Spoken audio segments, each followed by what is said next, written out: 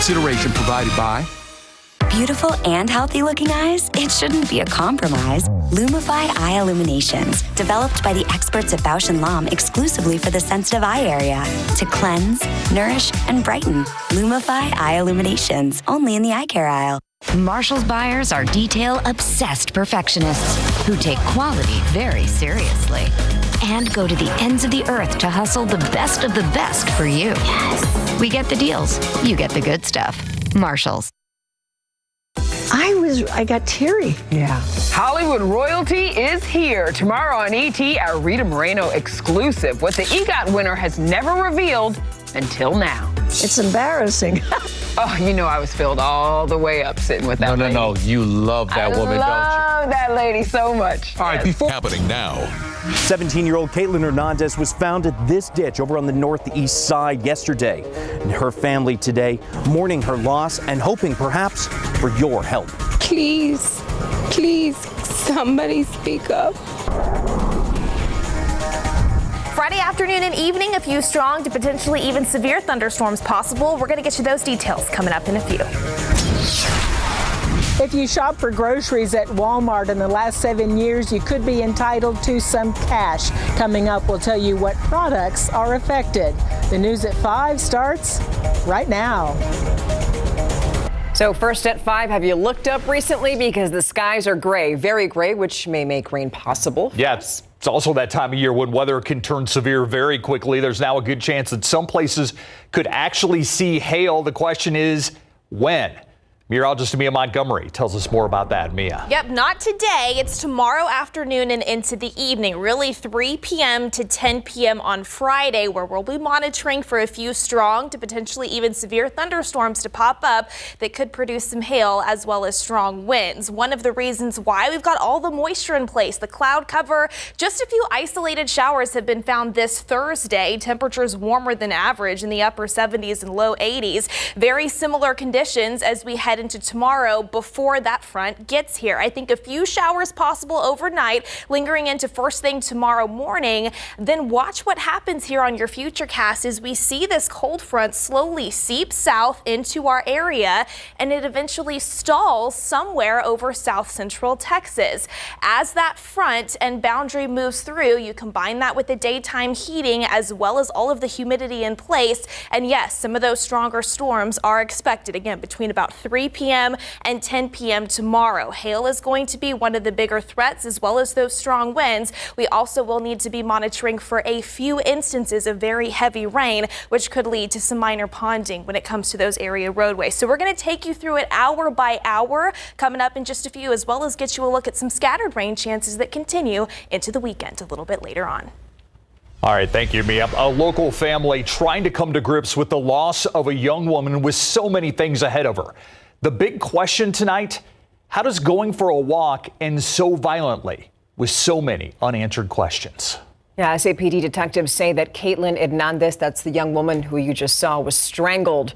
Her body was left in a drainage ditch within a half-mile from her home. And tonight, her family just wants answers. Yeah, they tell our Garrett Berger they hope one of you might be able to help. Caitlin Hernandez was just 2 months from walking the stage at her high school graduation when she went for a walk Tuesday with a friend and didn't come home. She wanted to become a veterinarian. And y'all took her from us too soon, 17 years old. Police say someone later found Caitlin's phone in a ditch. And after further searching, officers also found a jacket. And under this bridge, the teen's nude body.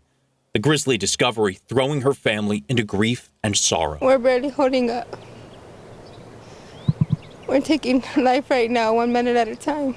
Police questioned the neighbor Caitlin walked with, and though they posted a different person of interest online, they say they've since identified him and said he's cooperating. Caitlin's aunt would not discuss the ongoing investigation, focusing instead on the animal-loving teen her niece was, the oldest sibling who took time to play with her younger sisters. And now her little sisters, they no longer have time with her. But her aunt hopes there's still time for justice, for the person or people responsible to be found. Someone, she says, heard something, saw something, knows something. I used to live in this area, so I know what you see, you don't see. But I'm begging you, please, please, somebody speak up. Somebody knows something. That plea, a prayer that only a witness can answer. The family's planning a vigil for tomorrow night, planning to meet at a home nearby and then walk over to this fateful location. We've got the details under this story on KSAT.com. I'm Garrett Berger, KSAT 12 News. So here's where you come in. If you've seen something, if you know anything about this case, call the number that just popped up there on your screen. It's the Crime Stoppers number. It's 210-224-7867. And just a reminder, you do not have to give them your name. A 62-year-old man found dead Tuesday morning on a street in Canyon Lake, apparently shot. The Comal County Sheriff's Office says deputies found Edward Canales lying on the ground while responding to a call in the 400 block of Deer Valley. The woman caller said she was in a physical altercation with her boyfriend.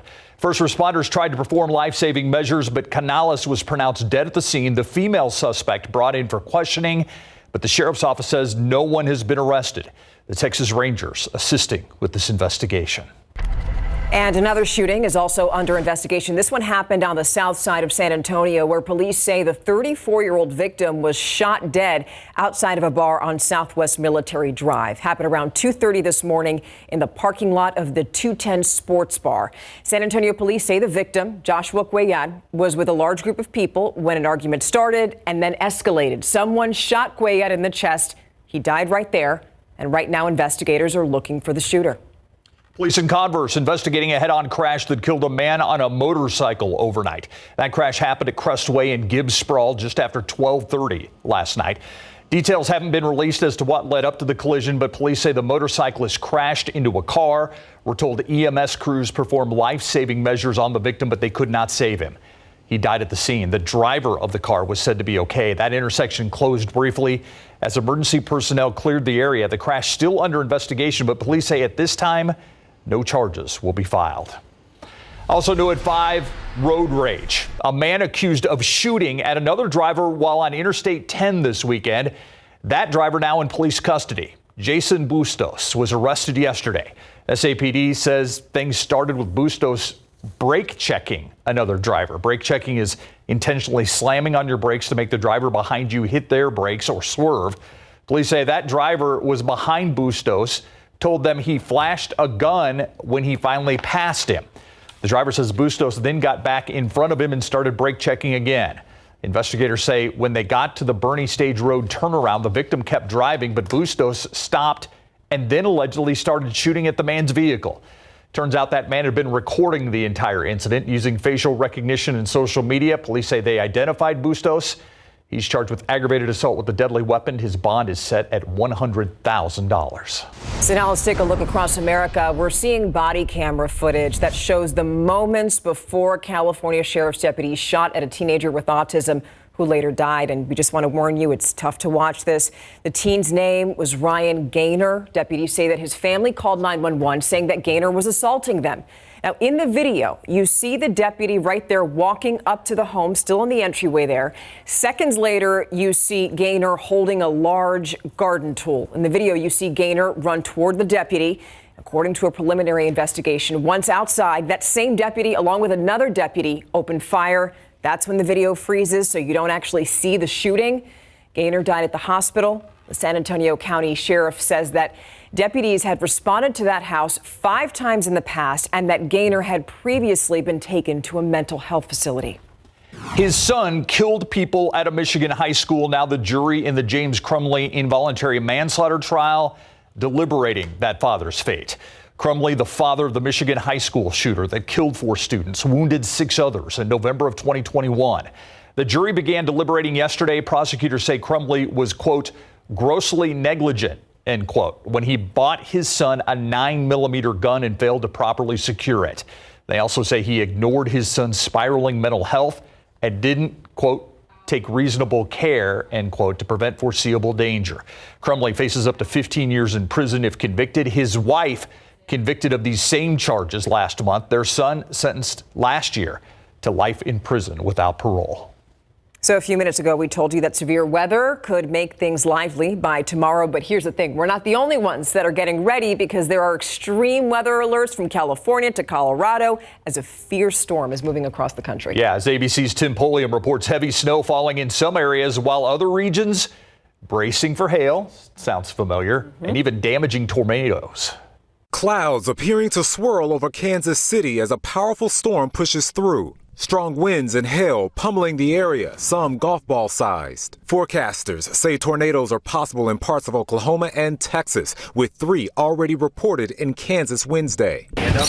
On the backside of the storm, heavy snow, more than 3 feet falling in the Colorado Rockies. Packs of ice and snow causing whiteout conditions on the roads. Vehicles spinning out on I-70 in Evergreen. Cars stuck in other areas. ABC's Mola Langi is there. Roads out here are treacherous and will only get worse before they get better. Denver area could see up to 12 inches of snow through Friday morning, potentially its biggest snowstorm in 3 years. Still, this delivery man determined to get the job done. My plan is to watch the roads and see what is open and get down. If not, I guess I'm staying in Evergreen. And we're dealing with high wind alerts here in Southern California. Wind gusts could reach up to 75 miles per hour. Tim Pulliam, ABC News, Los Angeles. I want to take time-saver traffic right now. This is I-35 at Walsham. I believe we're looking at the northbound lanes, and you can see some type of accident or somebody pulled over in the exit lane there. Again, this is I-35 at Walsham. People slowing down because they see the emergency vehicles there. Doesn't seem to be on any of the main lanes, but it's certainly slowing things down. Again, this is I-35. I believe we're looking at the northbound lanes at Walsham. May want to check your email. If you shop for groceries at Walmart, you may be entitled to some cash. It's all part of a $45 million class action lawsuit settlement. Some customers received emails about it. But even if you didn't, 12 on your side's Marilyn Moritz says that you can file a claim if you bought certain meats or fruit. If you bought groceries at Walmart in the last several years, you may have overpaid. We checked the court records. This lawsuit claims Walmart overcharged for some weighted goods like packaged meats and bagged citrus. This evidence photo shows the store price for this pork tenderloin was $3.92 a pound, but the package rang up at $4.36 a pound. Also, this bag of oranges says it's $7.98 for 8 pounds. Problem is, the bag was only 5 pounds. Walmart denies doing anything wrong but settled the suit. So if you bought any of the long list of products between October 18th, 2018 and January 19th of this year, you can file a claim. If you have receipts, you could get up to $500. Without receipts, it's less, up to $25. We have a link on our website to file that claim. The deadline is June the 5th. Also, Best Buy is recalling 187,000 Insignia air fryers and air fryer ovens. It has 30 reports of melting, shattering glass, or catching fire. Best Buy is giving refunds. Marilyn Moritz, KSAT 12 News. Straight ahead as the ban on TikTok continues to loom over the United States, a potential buyer of the social media platform raising eyebrows tonight. How his political ties could influence the upcoming presidential election. We'll tell you about it next. I didn't think that she was dying. Mercedes Lozoya's mother, Katrina Mendoza, talks about the moments before her 5-year-old child died. Mendoza testifying against her ex-boyfriend, Jose Ruiz, and detailing the grim details of Mercedes' abuse. Coming up on the news at 6, Erica Hernandez tells us what happened in that courtroom. Virtual reality has our Katrina Weber facing a decision that police have to make in real life every day. To shoot or not to shoot. We're going to show you how what seems like a routine call for them can quickly go wrong. All that and more today on the news at 6. All right, the fate of TikTok in the U.S. took another twist today.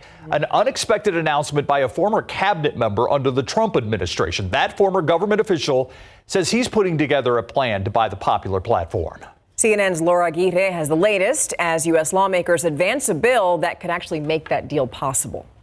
I'm going to put together a group to buy TikTok. You're trying to buy TikTok? I am. It's the latest twist in the TikTok tug of war on who should or will control the wildly popular social media app in the U.S. Former Treasury Secretary under Donald Trump, Steven Mnuchin, on CNBC Thursday, unveiling his plan to make a bid, which could happen if a bill banning the Chinese-owned platform or forcing its sale in the U.S. makes it to President Joe Biden's desk. It passed the House with strong bipartisan support Wednesday. This is a huge lever to affect elections, to carry out a communist government's nefarious plans. ByteDance ownership of TikTok is a threat to the security of the United States. The editor-in-chief of ByteDance is the secretary of the CCP cell embedded at the very highest levels of ByteDance to control all of its products, including TikTok. National security concerns are the most common thread joining both sides of the aisle.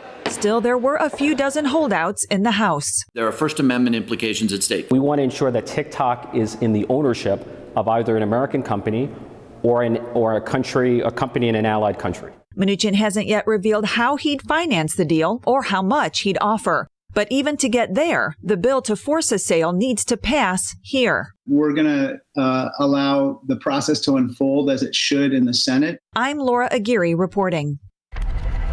All right, now we're going to take back here at home a live look outside. Look at those skies. Gray, hazy, 79 degrees. All right, but tomorrow it's Friday and we are looking at some storms. Yes, tomorrow's going to be a great day to have your KSAT Weather Authority app handy because, as we mentioned a little bit earlier, between that window of 3 p.m. to 10 p.m., that's our best chance to find some scattered storms, some of which could be strong to potentially even severe. Now, not everybody is going to see a strong storm tomorrow, but with the front approaching, when we typically see more of that daytime heat in the late afternoon and then into the evening, that's when we could see some of that activity pop up. Before we can get there, overnight, a few showers to a stray storm possible. But again, it's in between that 3 to 10 p.m. window tomorrow where the best chance for some strong storms will be possible with hail and, yes, some strong gusty winds in the works there. And then into this weekend, still not finished with the rain chances. You will want to keep the umbrella handy with some scattered hit or miss rain and highs a little bit cooler following that front that passes through, topping off near about 70 degrees. So let's time it out and let's talk all about it. We had a few light streamer showers push through western Bexar County earlier this afternoon, maybe a few sprinkles right now, moving into far northern Atascosa County just to the north of Poteet. But generally, most of us are going to stay dry this evening. Notice how that changes, though, over the next 24 hours. Tomorrow morning, just a 10 to 20% potential. So most of us still staying dry throughout the first half of the day, but that does change by about 3-4 o'clock. We'll start to see some of that activity develop on authority radar, and then a 60% potential by 6 p.m. and lingering into about 8, 9, 10 o'clock. This all thanks to, yes, that front moving in, but also an area of low pressure that's been sparking some of that snow across parts of the Rockies. That low pressure system is anchoring itself over the desert southwest, and it is going to hang out over there for the next several days through the weekend and even into early next week. And that's sending pockets of upper level energy into the state of Texas. At the same time, we have this front that right now is moving into parts of the Texas Panhandle. You can see it already is sparking some storms across portions of Missouri as well as Arkansas. This is the front that's going to seep southward here as we sleep tonight. Notice by about midnight, some of that strong storm activity developing near the Red River as well as the Metroplex, while we're just dealing with some widely scattered showers to a stray rumble here at home. But then as this continues to move through central Texas and approach the San Antonio area, by about 3 p.m., potentially near northern Bexar County, New Braunfels, even up into the hill country, that's when we could start to see some of those isolated thunderstorms get up and running. By 5 o'clock, near places like Rock Springs as well as Del Rio, this activity generally working its way farther eastward for any dinner time plans. 7 p.m. p.m. near Bandera, Lakey, maybe even Fredericksburg as well, pushing into parts of Bexar County if we can find some of that activity to develop. Again, not everybody tapping into it tomorrow, but there definitely is the potential. The Storm Prediction Center really painting the higher 2 out of 5 risk for some of that severe activity across the eastern half of the area. Large hail, some strong winds, and heavy rain, all things to consider. So again, that KSAT Weather Authority app, a great resource to have. Into this weekend, another 60% chance on Saturday, a 40% chance into your Sunday. So it is hit or miss, but definitely keep the rain gear in the car should you need to use it. I think temperature-wise, we briefly hit the low 80s tomorrow afternoon before that front works in the 70s this weekend, and then a second front arriving early next week could send some cooler than average temperatures into the region, with highs potentially struggling to climb out of the low 60s, guys. Thank you. All right, Spurs heading to Austin. Last year it was a success. Yes, it was. Hopefully the same this time around. The Spurs could use a little bit of a spark. Not playing for much though. But coming up, we'll hear what the Spurs look forward to this upcoming week in Austin. Plus, NASCAR at Circuit of the Americas in Austin is back next weekend. We caught up with last year's race winner Tyler Reddick as he prepares to defend his trophy.